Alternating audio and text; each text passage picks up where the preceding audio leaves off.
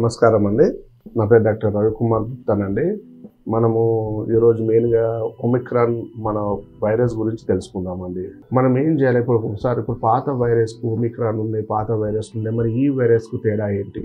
సిమ్టమ్స్లో దీని లక్షణాలు ఎలా ఉంటాయని కూడా మన డౌట్గా ఉంటుంది.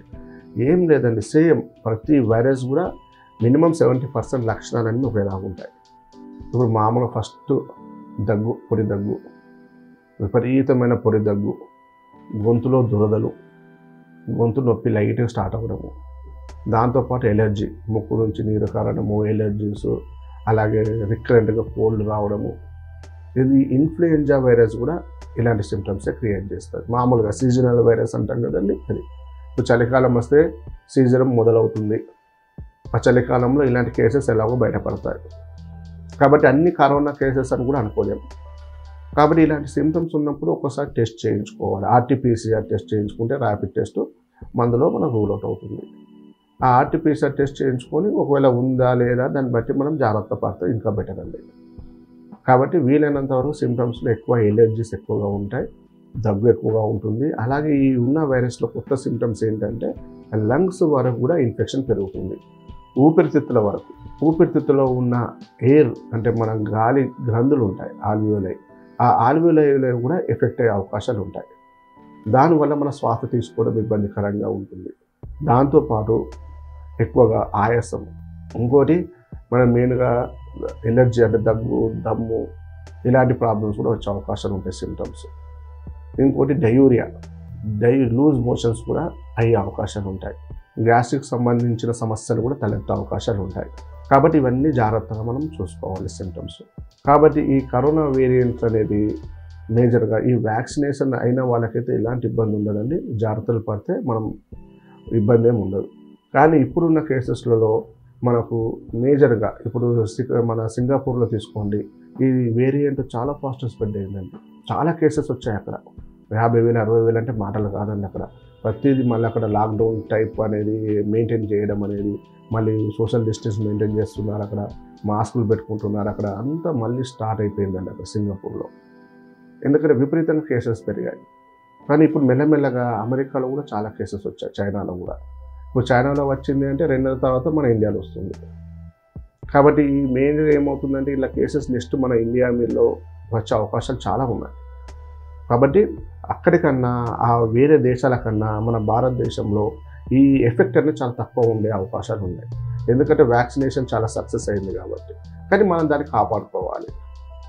దాన్ని కాపాడుకుంటూ మనం మంచి హెల్తీ ఫుడ్ తీసుకుంటూ మన బాడీని ఇమ్యూనిటీ లెవెల్స్ అనేది సక్రమంగా ఉండేలాగా మనం కాపాడుకుంటే ఈ కరోనా బారి నుంచి మనం బయటపడవచ్చు.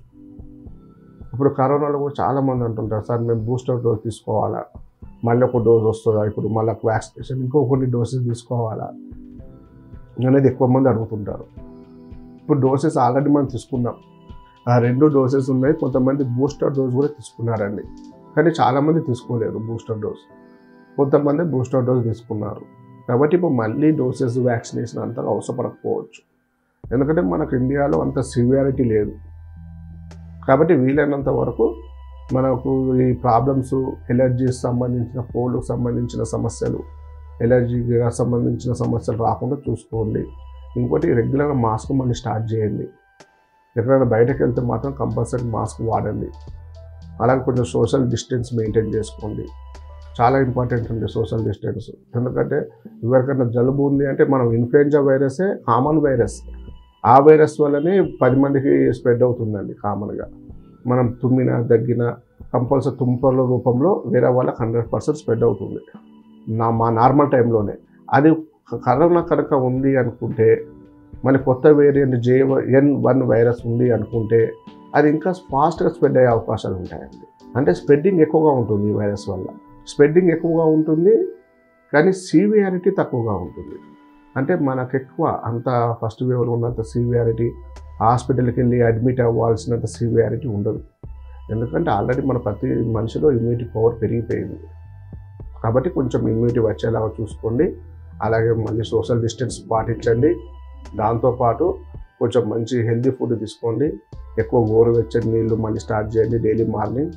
దాంతోపాటు వీలైనంత వరకు ఆయిల్ ఫుడ్, మసాలాలన్నీ తగ్గించి కొంచెం ఆయిల్ ఫుడ్ అలాగా డీప్ ఫ్రై ఐటమ్స్ తగ్గించి కొంచెం అలాంటి ఆల్కహాల్ తగ్గించి స్మోకింగ్ తగ్గించేసుకుంటే చాలా బెటర్ అండి. ఎందుకంటే వాటి వల్ల ఈ వైరస్ ఇంకా ఫాస్ట్గా మన బాడీలో స్ప్రెడ్ అయ్యే అవకాశాలు ఉంటాయి. కాబట్టి అవుట్ సైడ్ ఫుడ్ కూడా కొంచెం తగ్గించండి. ఈ చలికాలం మొత్తం మనం బయట ఫుడ్ ఎక్కువ తీసుకోవద్దండి. వేడి ఫుడ్ తీసుకునే విధంగా ఇంట్లోనే చేసుకొని అప్పుడప్పుడు వేడిగా తీసుకునే విధంగా చూసుకోండి.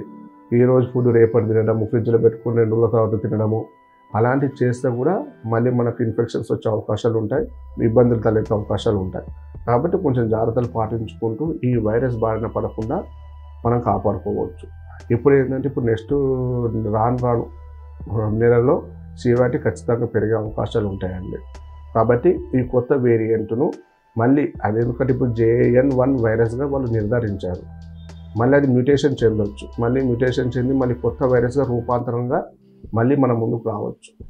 కాబట్టి ఈ వైరస్లలో ఎప్పుడూ రకరకాలుగా మ్యూటేషన్ చెందుతుంటుంది. ఎందుకంటే మన బాడీలో ఇమ్యూనిటీ ఉంది, మళ్ళీ ఆ వైరస్ కూడా డెవలప్ చేసుకుంటుంది. అది ఆ వైరస్ ఏం చేస్తుంటుంది, మన తగ్గ యాంటీబాడీస్ ఉన్నా కూడా కొత్త వైరస్లుగా మ్యూటేషన్ చెందుకుంటుంది. అది కూడా ఆల్రెడీ వీళ్ళకు ఇమ్యూనిటీ ఉంది కాబట్టి మన పవర్ సరిపోతలేదు, ఇంకా మనం పవర్ పెంచుకోవాలి అన్నట్టు ఆ వైరస్ ఏం చేస్తుంది, కొత్తగా దాన్ని మళ్ళీ రీప్రొడ్యూస్ చేసుకుంటుంది.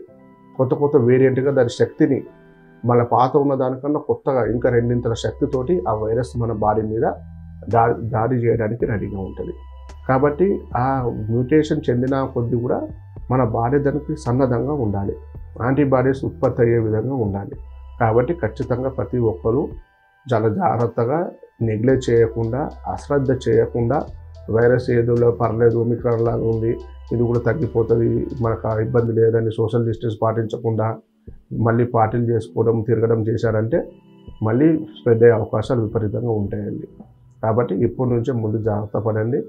మళ్ళీ ఫ్యూచర్లో మనకి ఇలాంటి బారిన పడకుండా ముందుగానే సన్నద్ధంగా ఉండి చాలా జాగ్రత్తలు తీసుకోండి. నమస్కారం.